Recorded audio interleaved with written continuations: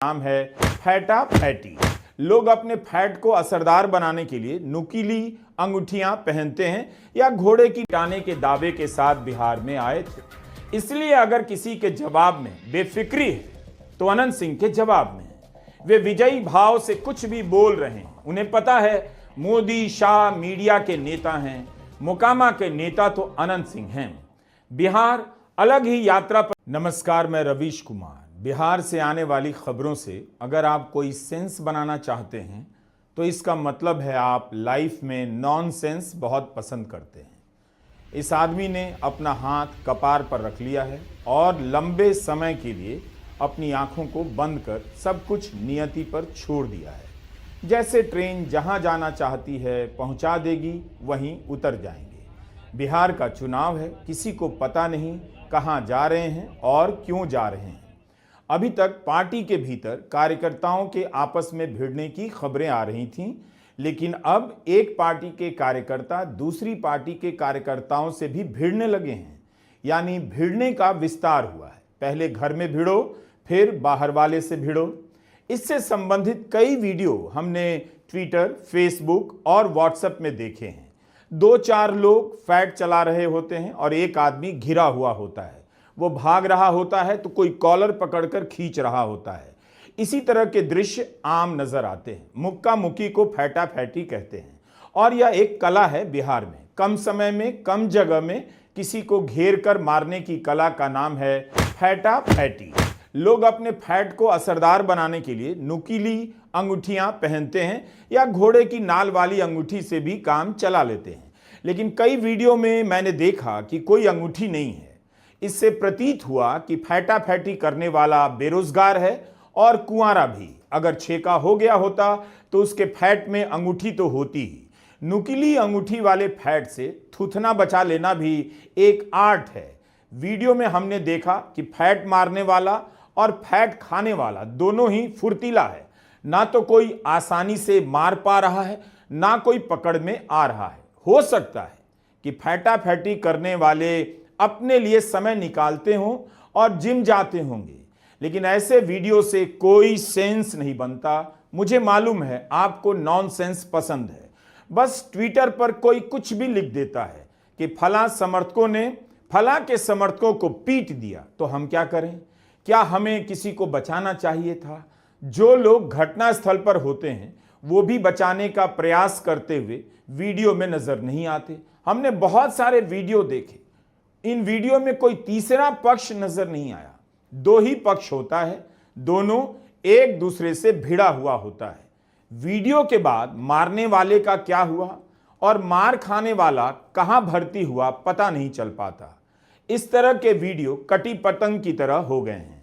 बिहार में एक बात तो है, जो मार खा रहा है उसे खाने दिया जाता है ताकि फैट चलाने वाले को संतोष हो जाए। खबर लिखने वाला भी फैट चला रहा होता है, लिखता है रनिंग कमेंट्री की तरह कि दौड़ा दौड़ा कर पीटा गया, बिठा बिठा कर चाय पिलाकर पीटने की खबर अभी तक नहीं देखी है। टिकटों के बंटवारे से ही पता चलता है कि पार्टी में केवल पार्टी के समर्थक नहीं होते। हर समर्थक किसी नेता का समर्थक होता है। अगर उसके नेता को टिकट नहीं मिला तो अपनी ही पार्टी के दूसरे नेता के समर्थकों को पीट देता है। टिकटों के बेचने के आरोपों को सुनकर लगा बांटने का काम काफी हाई प्रोफाइल रहा होगा। अगर वाकई 2 करोड़ 5 करोड़ में टिकट बंट रहे हैं तो इसका मतलब है टिकट के लिए और भी कई जगहों पर पैसे बटे होंगे। इसकी कोई डिटेल नहीं होती खबरों में कि एक आदमी ने टिकट के लिए कहां कहां पैसे दिए, किस किस को मीट भात खिलाया। पता सबको होता है, लिखता कोई नहीं। बस किसी उम्मीदवार के रोने का वीडियो आ जाता है। एक वीडियो में एक प्रत्याशी उम्मीदवार का आकांक्षी रो रहा है कि उसे टिकट नहीं मिला। हाथ में सफेद तौलिया, तौलिए से आंखों को पोंछ रहा है क्योंकि पोंछने के लिए आंसू नहीं है। अखबार से पता चलता है बिहार 2 तरह से रोता है, फूट फूट कर रोता है या फपक फपक कर रोता है। अभी तक 3 नेताओं के रोने की खबरें हमने देखी हैं। एक पैटर्न और देखने को मिला। फैटा फैटी के सीन महागठबंधन की तरफ से आ रहे हैं। नारेबाजी और रोने के वीडियो एनडीए की ओर से आ रहे हैं। एनडीए के नेता शेरो शायरी का इस्तेमाल कर रहे हैं, खोलकर विरोध नहीं कर रहे। महागठबंधन के नेता फैटा फैटी का इस्तेमाल कर रहे हैं। राजनीति में इंतजार जितना लंबा होता है, हथेलियों के बीच खैनी पर अत्याचार उतना ही ज्यादा होता है। जहां से चूना मिल जाता है वहां से निकालकर रगड़ा जाने लगता है। छोटा नेता बीच के नेता का इंतजार करता है, बीच का नेता बड़े नेता का इंतजार करता है। हर कैटेगरी के नेता का समर्थक अपने अपने नेता के लिए इंतजार करता है। इंतजार का समय कटता नहीं तो हथेली रगड़ने लगता है। आप 100 बार बताइए, समझाइए, मत खाइए खैनी, कैंसर होता है, लेकिन सूरती के बिना सियासत की सूरत बिहार में नजर नहीं आती। गालिब भी होते तो बिहार में खैनी बना रहे होते। नेताओं के घर के बाहर गोलगप्पा, भूजा सब कुछ बिक रहा है, इसलिए बिहार के कवरेज का कोई सेंस नहीं मिल रहा है। अगर आप नॉनसेंस पसंद करते हैं तो आपकी बात अलग है। सामने से गुजरती ट्रेन को देखना विकास को भागते हुए या छूट जाते हुए देखने के समान है। इस ट्रेन की रफ्तार से एक भ्रम हो सकता है कि इंडिया रॉकेट की तरफ पटरी पर दौड़ रहा है। कई चुनाव इसी तरह गुजर गए, लेकिन जो जनरल बोगी में बैठा है उसके लिए एक सफर जीवन भर का सबर बन गया है। जहां बैठा है वहीं बैठा रह गया है। वह अपने जीवन में बदलाव विकास के आने से नहीं महसूस करता, बीच बीच में चना, भूजा, खैनी और चाय के आने से फील करता है। इनके आने से ही पता चलता है कि कुछ बदला है। ट्रेन का कवरेज केवल बाहर से बिहार में होता है, ट्रेन के भीतर लदाए ठुसाए लोगों का कवरेज नहीं है। अगर कवरेज होता भी तो इनके पास जवाब देने की वो शैली नहीं, वो जानकारी नहीं जिसमें जनता समझदार दिखे, चालाक दिखे, जिसे जीवन में इतना ही मिला हो उसका जवाब भी हां और हूं में होगा। यहां लटके हुए बैग को ध्यान से देखिए। बिहार ने इसे रस्सी से, रूमाल से, गमछा से बांध दिया है। चुनाव करने गए पत्रकारों को तो जरूर देखिए। ऐसा लग रहा है कि वे मस्क के रॉकेट से बिहार में लैंड किए हैं। बिहार चुनाव में इस बार माहौल काफी गरमाया हुआ है। देखिए कैसे गांव-गांव तक पहुंच रही है ये चुनावी लहर। उनकी देह भाषा बता रही है वे बिहार देखने नहीं गए, दिखाने गए हैं। जिन पत्रकारों ने कभी इस जनता की सुध नहीं ली, आगे भी नहीं लेंगे, वो जनता इन्हें दीदी भैया बुला रही है, आंखें फाड़ फाड़ कर देख रही है। इन पत्रकारों की भाषा कमाल की नजर आती है। जिसे देखिए वही रेघा रेघा कर बोल रहा है, ई को छोड़कर आ कर रहा है। जो भी दिल्ली से कवर करने जा रहा है, जा रही है, वो काबा, काहो, आहो, काहे बोलना सीख गया है।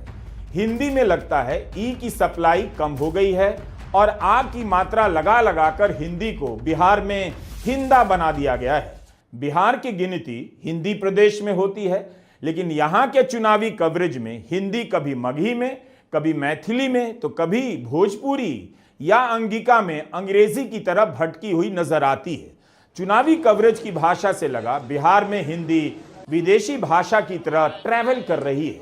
अंग्रेजी की तरह हिंदी बोलने वाले गोदी एंकरों को बिहार की बोलियों ने परेशान कर दिया है।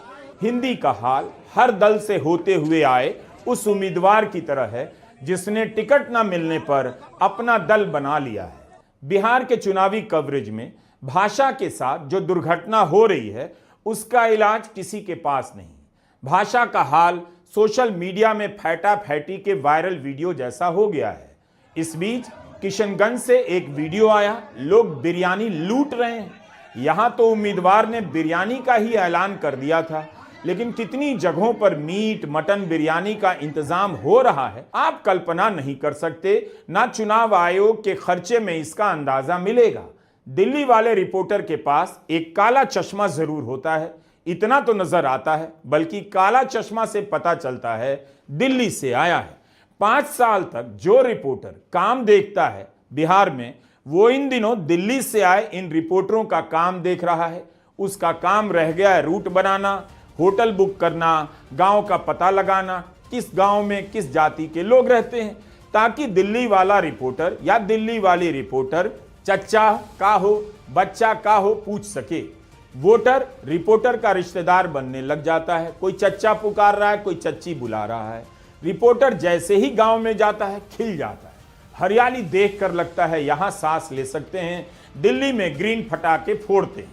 एक रिपोर्टर गांव में घुसा हुआ है, किसी नेता की चच्ची से बात कर रहा है। खुद की चच्ची से उसकी बात नहीं होती होगी। पता है रिश्तेदारी में 100 बातें होती हैं, लोग आपस में बात नहीं करते, लेकिन रिपोर्टर चाची का इंटरव्यू ले रहा है और परिवारों में मतभेद को उजागर कर रहा है। जबकि यह रिपोर्टर उस गांव में है जहां से वह केंद्र या राज्य की किसी भी योजना का हाल बता सकता है, मगर हाल नहीं ले रहा। सब बिहार के लोगों को ऐसे देख रहे हैं जैसे बिहार चिड़ियाघर में रहने वाला कोई राज्य हो। इन सब के बीच अनंत सिंह के वीडियो की बहुत डिमांड है। अब उनके रिकॉर्ड की बात कोई नहीं करता।